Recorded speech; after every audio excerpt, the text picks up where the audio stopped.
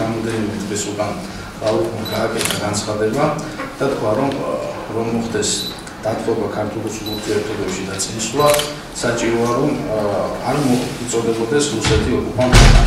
ჩვენ საერთოდ მოვითხოვდით არა მარტო დღეს, რამოდენიმე წლის უკანაც რომ არ მოგვეხსენიებინა რუსეთი ოკუპანტად და არა მარტო ლავროვის განცხადება ძალიან ხშირად რუსი პოლიტოლოგები, პოლიტიკოსები ამაზე ხშირად საუბრობდნენ და რამოდენიმე წელია აყენებენ ამ მოთხოვნას.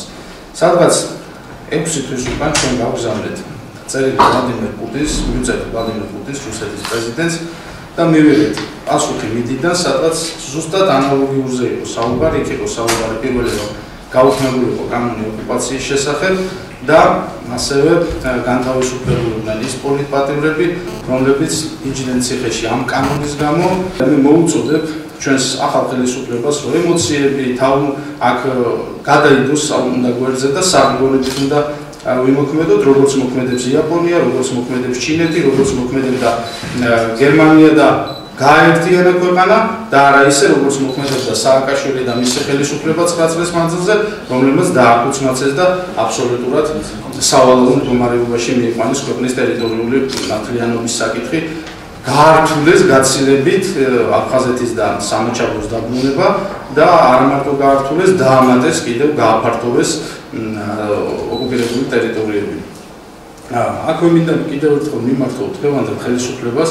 მე ვიცი რომ დღევანდელ ხელისუფლებას უჭირს რატომღაც თუ ის გადადგავს ნაბიჯებს რუსეთისკენ, მას უცებ პრორუსულობას დააბრალებენ, თუმცა საქართველოს მოსახლეობის უდიდესმა ნაწილმა დღევანდელ ხელისუფლებას, ახალ ხელისუფლებას ხარი დაუჭირა იმის გამო, რომ მათ ხალხში იყო იმის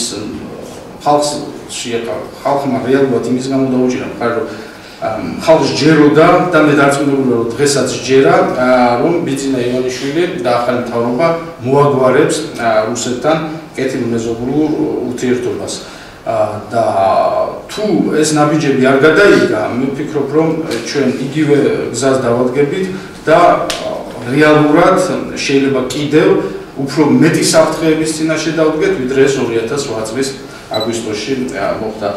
ვუწოდებთ, რომ არ ვიხმაროთ სიტყვა ოკუპაცია, როგორც ახმარობს იაპონია ამას და ეს იმას არ ნიშნავს, რომ ჩვენ ვაღიაროთ აფხაზეთი და სამაჩაბლო. ჩვენ არ უნდა ვაღიაროთ არც აფხაზეთი და არც სამაჩაბლო და ჩვენ არ უნდა გქონდეს აფხაზეთთან და სამაჩაბლოსთან არანაირი დიპლომატიური ურთიერთობა და ჩვენ უნდა ვთქვათ, რომ ეს არის ჩვენი ტერიტორიები.